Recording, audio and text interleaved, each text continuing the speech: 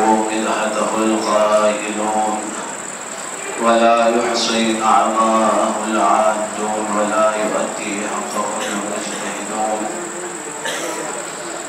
الذي لا يدركه بعد الهمم ولا يناله غوص الفتن الذي ليس لصفته حد محدود ولا نعت موجود ولا وقت معدود ولا أجل ممدود فطر الخلائق بقدرته ونشر الرياح برحمته وودد بالصخور ميدان أرضه ثم الصلاة والسلام والتحية والإكرام على البشير النذير السراج المنير العبد المؤيد الرسول المسدد المصطفى الأمجد المحمود الأحمد يعني بالقاسم مصطفى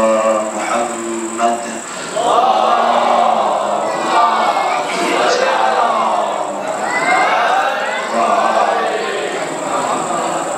وعلى آله الطيبين الطاهرين المعصومين المنتخبين المسلومين المنتجبين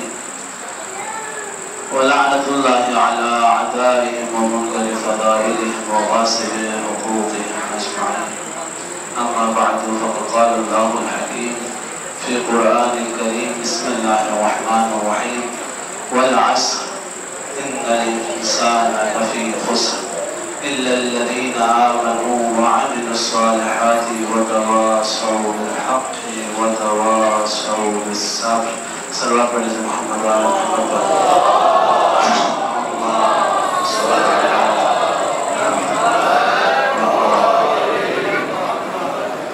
خداوند متعال نے سورہ العصر میں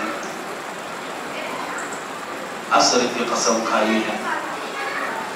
کہ زمانہ گواہ ہے، زمانہ گواہ ہے، انسان خسارے میں ہے، انسان نقصان اٹھانے والا ہے، اور زمانے سے بہتر کوئی انسانیت کے خسارے پر گواہ ہونا ممکن نہیں ہے جو زمانے سے بہتر انسانیت کے خسارے کی گواہی دے سکے، چونکہ ہمارے سروں سے غیر محسوس طریقے سے یہ جو زمانہ گزر رہا ہے، جب یہ زمانہ گزر جائے اور ہماری کشتی زندگی، ہماری کشتی عمر فنا کے ساحل پر پہنچ جائے، پھر کھڑے ہو کر دیکھیں کہ جو زمانہ گزرا ہے وہ فائدے کا زمانہ تھا یا خسارے کا زمانہ تھا، تو زمانہ گواہی دے گا کہ جو زمانہ گزرا ہے اس میں ہم نے فائدہ حاصل کیا یا ہم خسارہ اٹھانے والوں میں سے ہو گئے۔ بس زمانے سے بہتر انسان خسارے میں ہے یا نہیں، اس کی گواہی اور کوئی نہیں دے سکتا۔ اس لیے کہ ہم دیکھتے ہیں کہ فرعون اپنے زمانے کا مطلق العنان بادشاہ تھا، لیکن زمانہ گواہ ہے کہ آج وہ خسارے میں تھا۔ قارون مال دنیاوی سے مالا مال ہو جانے کے باوجود آج زمانہ گواہی دے رہا ہے قارون خسارے میں تھا۔ شداد ہر طریقے کا ظلم و ستم کرنے پر اختیار رکھنے کے باوجود آج زمانہ گواہی دے رہا ہے کہ شداد خسارے میں تھا۔ جو بہترین دلیل ہے جو انسان کے خسارے پر ہونے پر دے سکتا ہے وہ زمانہ ہے، گزرنے والا زمانہ۔ ہر گزرنے والا زمانہ مستقبل میں گزرنے والے زمانے میں موجود ہر انسان کی گواہی دے رہا ہے کہ وہ جو لوگ زمانے میں تھے آیا ان میں سے خسارہ اٹھانے والے کون تھے، نجات یافتہ ہونے والے کون تھے۔ اسی لیے اللہ نے زمانے کو گواہ قرار دیا۔ ہماری کل گفتگو وَمَن نُعَمِّرْهُ نُنَكِّسْهُ فِي الْخَلْقِ پر پہنچ چکی تھی۔ کل کچھ باتوں کو دہرایا گیا اس وجہ سے کہ کچھ چہرے نئے تھے، ان لوگوں کو ہمارے موضوع سے کچھ آشنائی ہو جائے،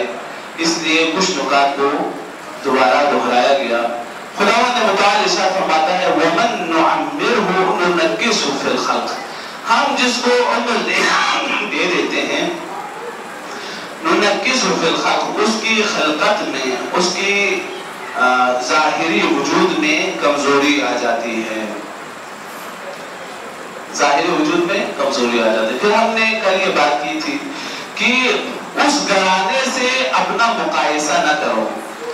کیونکہ ہم جو عام انسان ہیں وہ انسان اس درجے کا ہے کہ جس کی زندگی دو جہالتوں کے درمیان ہے۔ جو عام انسان ہے اس کی زندگی دو نجاستوں کے درمیان کی زندگی ہے، اور اہل بیت اطہار علیہ السلام پاک اور مطہر ہیں اور عالم ہیں، ایسے عالم جنہوں نے کسی غیر سے علم حاصل نہیں کیا،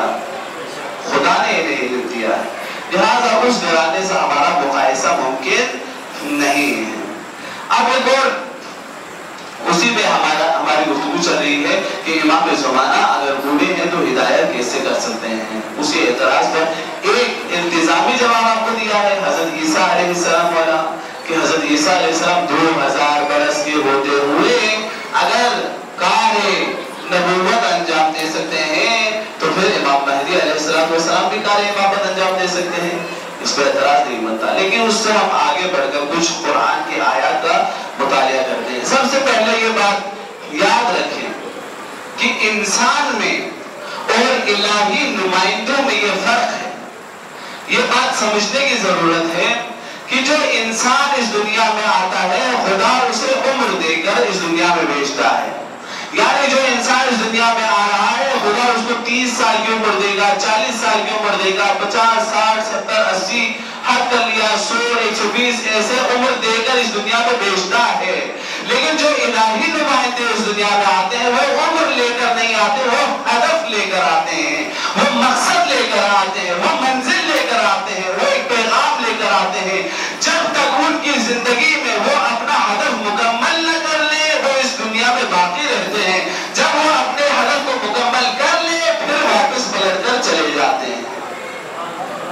ہم میں اور الہی نمائندوں میں یہ فرق ہے، ہماری عمر ہوتی ہے، مقرر کردہ عمر ہوتی ہے، لیکن جو الہی نمائندے ہوتے ہیں ان کی عمریں نہیں ہوتی، انہیں کام دیا جاتا ہے، چاہے جتنی بھی عمر میں وہ اپنا کام مکمل کریں اور پھر واپس پلٹ جائیں۔ ہم دیکھتے ہیں حضرت آدم علیہ السلام روایات میں 960 یا 930 برس رہے، انہیں جو اللہ نے کام کیا وہ 960 یا 930 برس میں مکمل ہوا، اپنا کام کیا اور درگاہ الہی میں واپس پلٹے۔ اسی طرح حضرت نوح علیہ السلام 1050 برس اپنا کام انجام دیتے رہے اور واپس پلٹ گئے۔ یعنی ہم یہ دیکھتے ہیں کہ عمر نہیں ہے الہی نمائندوں کی، فقط کام ہے، ہدف ہے، مقصد ہے، جب وہ حاصل کرتے ہیں تو پھر خدا کی درگاہ میں واپس پلٹ جاتے ہیں۔ لیکن ہم کیا بہترین انداز میں ہم دیکھتے ہیں کہ حضرت یوسف زہرا کا مقصد حیات کیا ہے، امام زمانہ کا مقصد حیات پیغمبر خدا نے یہ ارشاد فرمایا کہ انہوں نے اس پوری دنیا میں عدل و انصاف کو پر کر دینا ہے، عدل و انصاف سے جیسے ظلم و جور سے پر کر چکی ہوگی۔ یہ ہدف زندگی امام زمانہ ہے۔ برائے ظہور ساجل امام زمانہ علیہ السلام باواد بلند صلوات۔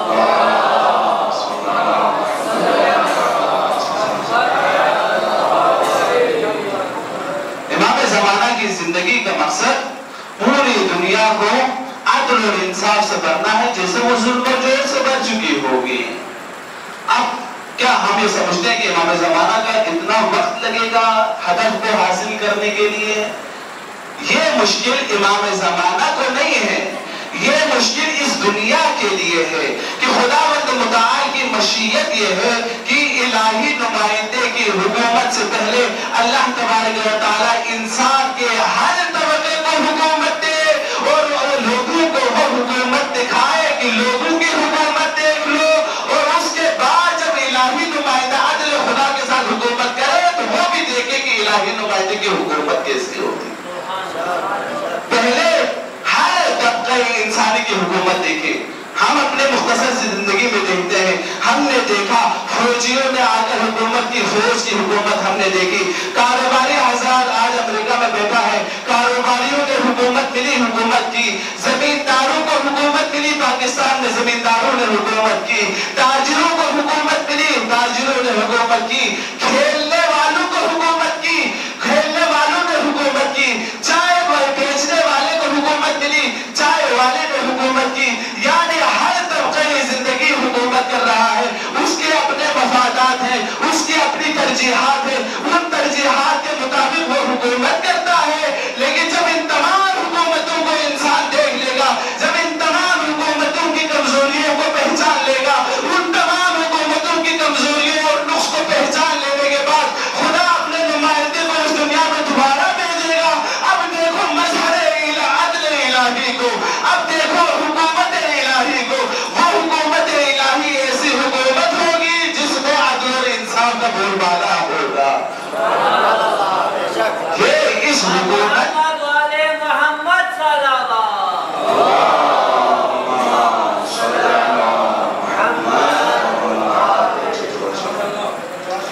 مشکل اس دنیا کی ہے، اس دنیا کے لوگوں کو باور کروانا ہے تمہارا فیصلہ غلط تھا، جو الہی نمائندگان خدا نے بھیجے تھے، جنہیں تم نے کبھی زہر دے کے شہید کر دیا، کبھی تم نے تیغ جفا سے شہید کر دیا، تو انہیں اگر تم نے شہید کر دیا، نقصان ان ہستیوں کا نہیں بلکہ تمہارا ہوا ہے۔ یہ باور کروانا ہے، اس لیے یہ تاخیر ہو رہی ہے، ورنہ کیا بہترین شاعر کہتا ہے، میں نے کہا کہ جو الہی نمائندے آتے ہیں وہ مقصد لے کر آتے ہیں، وہ ہدف لے کر آتے ہیں، جیسے وہ ہدف مکمل ہو جائے وہ واپس پلٹ جاتے ہیں۔ شاعر کہتا ہے کہ عمر آدم نے سلامی دے کے اصغر کو کہا، عمر آدم نے سلامی دے کے اصغر کو کہا، کام صدیوں کا مہینوں میں مکمل کر دیا۔ اصغر کی زندگی کا بھی ایک ہدف تھا، اصغر کی زندگی کا بھی ایک مقصد تھا، وہ صدیوں کا مقصد یعنی الہی نمائندے کی حقانیت کو ثابت کرنا تھا، کام صدیوں کا مہینوں میں علی اصغر نے تھوڑا کر کے دکھا دیا۔ یعنی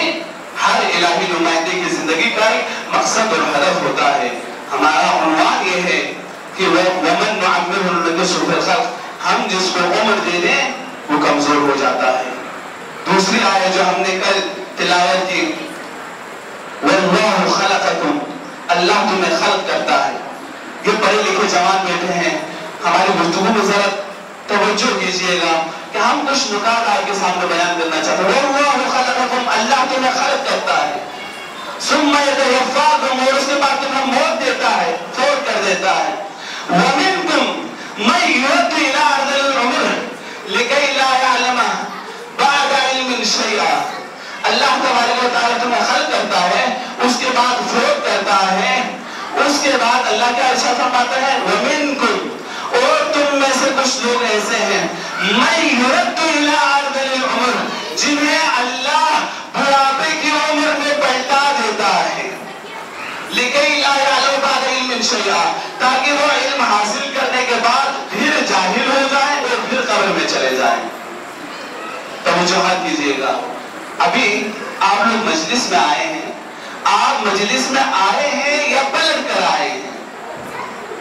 سب کہیں گے ہم مجلس میں آئے ہیں اور پلٹ کر گھروں کو جانا ہے، لیکن خدا یہاں پر قرآن ہے، قرآن ترجمہ کے ساتھ ہم جب پڑھیں گے تو قرآن کے معجزے سے آگاہ ہوں گے، قرآن کا کوئی حرف اپنے جگہ سے ہٹ کر نہیں ہے۔ یہاں پر خدا نے کیا فرمایا، وَمِنْكُمْ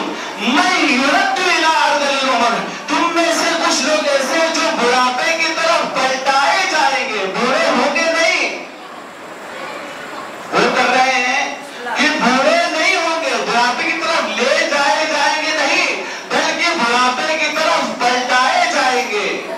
پلٹایا کہاں جاتا ہے؟ جہاں کیفیت پرانی ہو وہاں پر پلٹایا جاتا ہے، لیکن ہم دیکھتے ہیں بڑھاپا ایک ایسی چیز ہے جو نہیں ہے، پھر خدا نے یہ وَمِنْكُمْ مَن يُرَدُّ إِلَىٰ أَرْذَلِ الْعُمُرِ کا لفظ کیوں استعمال کیا ہے؟ بڑھاپے کی طرف پلٹانے سے کیا مراد ہے؟ تو ہم دیکھتے ہیں اب قرآن کا معجزہ سمجھنا، قرآن کی تفسیر کو سمجھنا جو اہل بیت اطہار علیہ السلام نے کیا ہے، ہم کتنے خوش نصیب ہیں کہ قرآن جیسا معجزہ ملا ہے اور قرآن کو بیان کرنے والے معصومین جیسی ہستیاں ہمیں ملی ہیں۔ وَمِنْكُمْ مَنْ يُرَدُّ إِلَىٰ أَرْذَلِ الْعُمُرِ، بڑھاپے کی طرف پلٹانے سے کیا مراد ہے کہ ہم دیکھتے ہیں جب انسان اس دنیا میں آیا آنکھیں تھی لیکن ٹک کر دیکھتی نہیں تھی،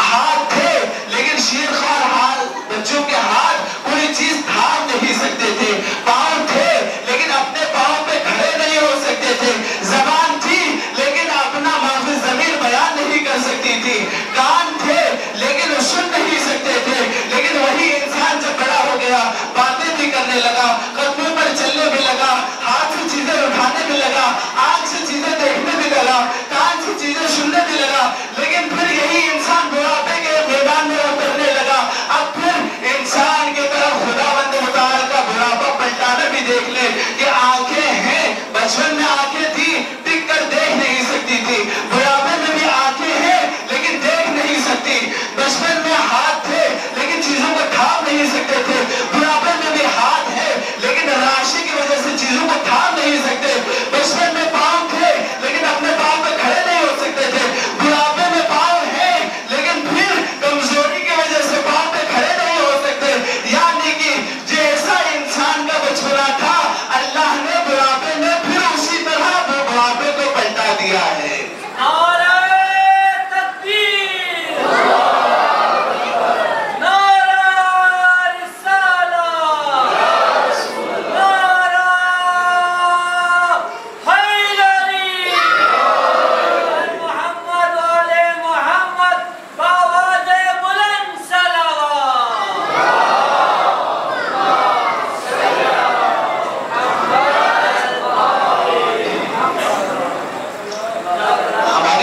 چل رہی ہے امام زمانہ اگر طویل العمر ہیں تو ہدایت کیسے کر سکتے ہیں؟ جیسا بچپنا ہوگا ویسا ہی بڑھاپا پلٹ کر آئے گا، بچپنا اگر کمزور ہے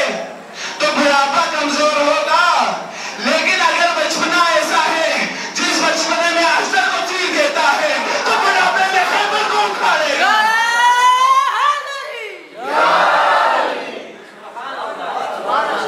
اپنے بوڑھوں سے ہمارے زمانے کے امام کی طویل العمری کا مقایسہ نہ کرنا،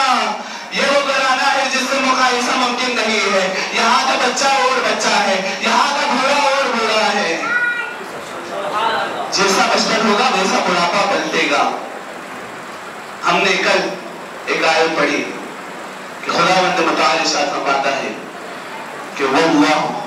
أَخْرَجَكُم مِّن بُطُونِ أُمَّهَاتِكُمْ لَا تَعْلَمُونَ شَيْئًا، اللہ نے تمہیں شکم مادر سے اس دنیا میں لایا، لا تعلمون شیئا، میں قرآن سے ہٹ کر گفتگو نہیں کر رہا، قرآن سنیں، قرآن کی شرح سنیں، قرآن کو سمجھیں، اہل بیت کو سمجھیں۔ وَاللَّهُ أَخْرَجَكُم مِّن بُطُونِ أُمَّهَاتِكُمْ لَا تَعْلَمُونَ شَيْئًا، کا ایک واقعہ آپ کے سامنے بیان کیا، امیر المؤمنین علیہ السلام شکم مادر میں تھے، اب لازمی ہے انصاف نہیں ہوگا کہ اللہ نے جس کو علی کا ہم کفر قرار دیا ہے اس کو تذکرہ نہ ہو۔ ہم دیکھتے ہیں کہ رسول اللہ صلی اللہ علیہ وآلہ وسلم مبعوث برسالت ہونے سے پہلے کردار حق و صداقت کی دلیل تھے۔ رسول اللہ کی پوری حیات طیبہ ایسی تھی کہ کفار بھی جاہل بھی جو زمانہ جاہلیت میں تھے وہ رسول اللہ کو صادق اور امین کہہ کر پکارتے تھے۔ جناب خدیجہ سلام اللہ علیہا ام الائمہ کی مادر گرامی ام المؤمنین سلام اللہ علیہا، ان کا بھی تذکرہ ضروری ہے۔ حضرت خدیجہ مالدار خاتون تھی، ہر طرف سے جناب خدیجہ کو رشتے آ رہے تھے، جناب خدیجہ سلام اللہ علیہا ہر رشتے کو انکار کر رہی تھی، اتنے میں رسول اللہ کی کردار کی صداقت کی گواہی سنی جناب خدیجہ نے۔ جناب خدیجہ نے پیغام بھیجا کہ کیوں نہ محمد مصطفیٰ ہمارے لیے تجارت کرے۔ رسول اللہ نے ہمارے قریب جب حامی ہوئے پھر پیغمبر خدا صلی اللہ علیہ وآلہ وسلم کو تجارت کی غرض سے روانہ کرنے سے پہلے اپنے غلام کو جناب خدیجہ نے بلایا. میسرہ کو بلا کر جناب خدیجہ نے کہا قدم بہ قدم محمد مصطفیٰ کے ساتھ رہنا ہے. ایک ایک جزیات کی تم نے مجھے خبر دینی ہے. بس قصہ مختصر. میسرہ گیا اور پھر واپس پلٹ کر آیا. جب واپس پلٹ کر آیا وہ میسرہ نہیں تھا جو جاتے ہوئے تھا. جب میسرہ آیا مدہ خان محمد مصطفیٰ بن کر آیا. میسرہ نے کیا کہا؟ میسرہ نے کہا اے خدیجہ میں نے محمد کو دیکھا یہ جہاں جاتے ہیں جب کنویں کا پانی کڑوا ہوتا ہے نعاب محمد مصطفیٰ سے وہ کنویں کا پانی شیریں ہو جاتا ہے. جب کنویں کا پانی گرم ہوتا ہے نعاب محمد مصطفیٰ سے وہ پانی ٹھنڈا ہو جاتا ہے. اے خدیجہ میں نے دیکھا کہ جہاں محمد مصطفیٰ جاتے ہیں جہاں کھجور کے درخت ہیں وہ درخت محمد مصطفیٰ پر سایہ کرتے ہیں. جہاں درخت نہیں ہے اے خدیجہ میں نے دیکھا کہ بادل کا ایک ٹکڑا ہمیشہ محمد کے سر پر رہتا ہے کہ سورج کی تپش محمد کو اذیت نہ دے. نعرہ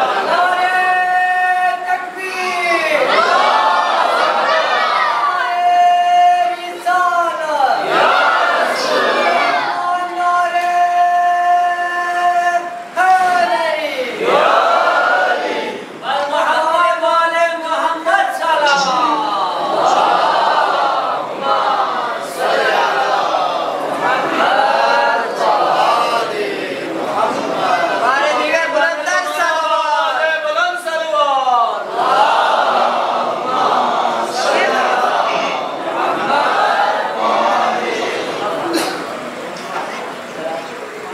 بس اس روایت کو مکمل کر کے زحمت تمام کروں. رسول اللہ کا وہ منظر بیان کیا میسرہ نے. پھر میسرہ نے ایک جملہ کہا اے خدیجہ میں نے عجیب منظر دیکھا. محمد مصطفیٰ سے تجارت کرنے گیا تھا. محمد مصطفیٰ کے ساتھ عجیب منظر دیکھا. میں نے تاجروں کو دیکھا کہ تاجر اپنے مال میں سے جو ناقص مال ہوتا تھا اس کو چھپا کر بیچتا تھا. میں نے محمد مصطفیٰ کو دیکھا کہ وہ ناقص مال کو چھپاتا نہیں بلکہ لوگوں کے سامنے آشکار کر دیتا ہے. جناب خدیجہ نے اپنے ضمیر میں دیکھا کہ یہ ہو نہ ہو صفت حجت خدا ہے جو معاشرے میں موجود نقائص کو چھپاتا نہیں بلکہ لوگوں کے سامنے آشکار کر کے اس کی اصلاح کرتا ہے. یہ صفت پیغمبری ہے, یہ صفت نبوت ہے. حضرت خدیجہ نے فیصلہ کر لیا کہ اب اگر ازدواج کرنا ہے میں نے محمد مصطفیٰ کے ساتھ کرنا ہے. پیغام ازدواج بھیجا. تاریخ میں ایک عجب منظر تاریخ دانوں نے دیکھا. ایک عجیب مرحلہ تاریخ میں آیا کہ خاتون کی طرف سے ایک شریف النفس خاتون کی طرف سے رشتہ بھیجا جا رہا ہے. اب علماء پریشان ہوئے کہ جناب خدیجہ نے خود رشتہ کیوں بھیجا, آخر کیا وجہ رہی ہوگی. پھر علماء نے جب تاریخ کا مطالعہ کیا تو وہ یہ بات بتانے پر مجبور ہو گئے کہ شاید جناب خدیجہ کی بصیرت طول تاریخ میں ان مستشرقین کو دیکھ رہی تھی جو کسی بھی مرحلے پر کردار محمد مصطفیٰ میں خامی نکالنے سے پیچھے نہیں ہٹتے بلکہ ان کی کوشش ہوتی ہے کہ کسی نہ کسی کردار محمد مصطفیٰ میں کسی نہ کسی طرح خامی نکالے. جناب خدیجہ نے انہیں اعتراض کا سبب کر دیا کہ اگر تم نے تاریخ میں مطالعہ کرنا ہے کہ جناب خدیجہ سے محمد مصطفیٰ کی شادی ہوئی تو یاد رکھنا کہ محمد مصطفیٰ کی خدیجہ سے شادی مال خدیجہ کی بنیاد پر نہیں کردار مصطفیٰ کی بنیاد پر ہو رہی ہے. کل کو کوئی مستشرق یہ نہ کہے کہ محمد مصطفیٰ کے پاس مال نہیں تھا, خدیجہ کے پاس مال تھا, اس مال کی وجہ سے شادی کی. خود خدیجہ نے رشتہ بھیجا. دیکھو مال خدیجہ کی وجہ سے نہیں کردار مصطفیٰ کی وجہ سے یہ رشتہ ہو رہا ہے. محمد والے محمد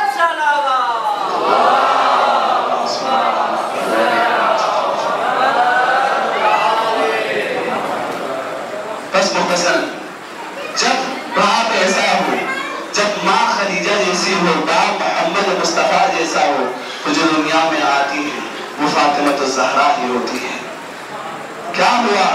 کہ جب خدیجہ الکبریٰ سلام اللہ علیہا کو جو رشتے آ رہے تھے امام جعفر صادق علیہ السلام سے سوال ہوا. رابعہ نے سوال کیا کہ فرزند رسول یہ بتائیے کہ جناب فاطمہ کی ولادت کیسے ہوئی؟ تو حضرت امام جعفر صادق علیہ السلام نے پورا منظر بیان کیا اور بیان کرتے ہوئے فرمایا کہ تمام عرب کی خواتین جب وہ رشتہ لے کر آئیں جناب خدیجہ نے انکار کر دیا اور بعد میں محمد مصطفیٰ نے نبوت کا اظہار کر دیا اور ان لوگوں نے جناب خدیجہ کے ساتھ بائیکاٹ کر لیا، جناب خدیجہ کو تنہا کر دیا، جناب خدیجہ کے ساتھ ملنے کے لیے نہیں آتی تھی، حتیٰ کہ باہر سے آنے والی عورتوں کو منع کرتی تھی کہ کوئی خدیجہ سے سلام لینے کے لیے نہ جائے۔ خدیجہ تنہا ہو گئی۔ روایت میں ہے امام جعفر صادق علیہ السلام فرماتے ہیں اس تنہائی کے عالم میں جو شکم مادر میں جنین تھی، جناب فاطمہ الزہرا، وہ اپنی ماں کی تنہائیوں کو مٹانے کے لیے ماں سے گفت و شنید کرتی تھی۔ حضرت پیغمبر خدا سے جناب خدیجہ نے یہ بات چھپا کے رکھا۔ ایک دن روایت میں ہے کہ ایک دن رسول اللہ صلی اللہ علیہ وآلہ وسلم داخل ہوئے، انہوں نے دیکھا کہ خدیجہ بات کر رہی ہے۔ پیغمبر خدا نے سوال کیا خدیجہ تو من یحدثکی، اے خدیجہ آپ کس کے ساتھ گفتگو کر رہی ہے؟ جناب خدیجہ نے فرمایا قالت الجنین الذی فی بطنی یحدثنی ویونسنی، اے رسول خدا میں اپنے اس پیٹ میں موجود اس بچے کے ساتھ گفتگو کر رہی ہوں، یحدثنی جو مجھ سے بات کرتی ہے، ویونسنی جو میرے مونس اور تنہائیوں کے میرے غمخوار بن جاتی ہے، میرے تنہائیوں کو مجھ سے بانٹتی ہے۔ پیغمبر خدا کیا فرماتے ہیں ھذا جبرائیل، اے خدیجہ یہ جبرائیل ہے، یبشرنی اس نے مجھے بشارت دی ہے انہا انسا جو تمہارے پیٹ میں ہے یہ بیٹی ہے، وانہا نسبۃ الطاہرۃ المیمونہ، اے خدیجہ جو تیرے شکم میں بچہ ہے یہ بیٹی ہے، اور یہ انہا نسبۃ الطاہرۃ المطہرہ یہ پاکیزہ بھی ہے، پاکیزہ کرنے والی بھی ہے اور میمونہ بھی ہے۔ یعنی کل میں نے کہا تھا، کل میں نے آپ کے سامنے بیان کیا تھا ہماری زندگی دو جہالتوں کے درمیان زندگی کا سفر ہے، ہماری زندگی دو جہالتوں اور دو نجاستوں کے درمیان سفر ہے، لیکن زہرا شکم مادر میں کیسے ہے کہ وہ جانتی ہے اپنے ماں کی تنہائی کو کیسے دور کرنا ہے، یعنی عالم ہے، علم رکھتی ہے، اور طاہرہ اور مطہرہ ایسی ہے کہ زبان رسالت سے اس کے سر کے گواہی مل رہی ہے۔ بس ان کے بچوں کے بڑھاپے اور جوانی کا اپنے بڑھاپے اور جوانی سے مقایسہ نہ کرنا، وہ ہمارے جیسے نہیں ہیں۔ ایک بزرگ عالم ایک کتاب لکھنے بیٹھے، معذرت بس 2 منٹ آگے مزید لوں کہ ایک بزرگ عالم نے کتاب لکھنے بیٹھے، وہ کہتے ہیں کہ میں نے کتاب لکھی حضرت حیات حضرت سیدہ طاہرہ پر۔ جب وہ کتاب میں لکھ چکا میں بیٹھا تفکر کے عالم میں تھا، میں عالم حیرت میں مبتلا تھا، میں سوچ رہا تھا اس کتاب کو میں نے لکھ تو لیا ہے لیکن عنوان کتاب میں کیا لکھوں؟ میں سوچ رہا تھا یہ فاطمہ اس کے لیے رحمت ہے جو عالمین کے لیے رحمت ہے، اس کے لیے اکمال ایمان کا سبب ہے جو خود کل ایمان ہے، یہ ان کے لیے جنت ہے جو خود سردار جوانان جنت ہے۔ وہ عالم کہتے ہیں میں نے قلم اٹھایا اور میں عاجز ہو گیا، میں نے سر بر کے کتاب پہ لکھا فاطمہ فاطمہ بس، فاطمہ بس فاطمہ ہے۔ فاطمہ کا مقام کوئی کیسے بیان کر سکتا ہے؟ عزیزو ایک فاطمہ مدینہ میں بھی رہ گئی، ایک فاطمہ مدینہ میں بھی رہ گئی جو مریض تھی، حالت مرض کی وجہ سے شاید امام حسین فاطمہ سورہ کو اپنے ساتھ نہ لے جا سکے۔ روایت میں ہے کہ حضرت امام حسین نے فرمایا کہ فاطمہ سورہ سے سب الوداع کر لیں۔ حضرت فاطمہ سورہ سلام اللہ علیہا کا وہ جو چادر تھی جس پہ حضرت سورہ لیٹی ہوئی تھی اسے صحن خانہ میں رکھا گیا۔ ہر بی بی آتی تھی فاطمہ سورہ سے ملتی تھی، کہتی تھی فاطمہ سورہ اگر زندگی رہی تمہارا ملاقات ہوگی۔ تمام بیویاں آئی، ملاقات کی اور الوداع کیا۔ حضرت زینب جب سلام اللہ علیہا تشریف لائی فاطمہ سورہ سے الوداع کیا مختصر جناب زینب کبریٰ اپنے بھائی حسین کے پاس گئی اور جناب زینب کبریٰ نے فرمایا بھیا حسین اگر فاطمہ سورہ کو نہ لے جانے کی وجہ اس کی بیماری ہے تو میں زینب ضمانت دیتی ہوں کہ میں خود فاطمہ سورہ کا خیال رکھوں گی۔ بھیا حسین ہم فاطمہ سورہ کو ساتھ لے جاتے ہیں۔ امام حسین کیا فرماتے ہیں بہن زینب فاطمہ سورہ میری بیٹی ہے، میں فاطمہ سورہ کا باپ ہوں، میں بھی چاہتا ہوں فاطمہ سورہ کو لے جاؤ، لیکن میری بہن زینب سننا کہ جو اس کاروان حسینی میں ہے سب کے سب کسی نہ کسی کے شبیہ ہیں، کوئی علی کی شبیہ ہے، کوئی نانا رسول اللہ کی شبیہ ہے، تو بہن زینب میری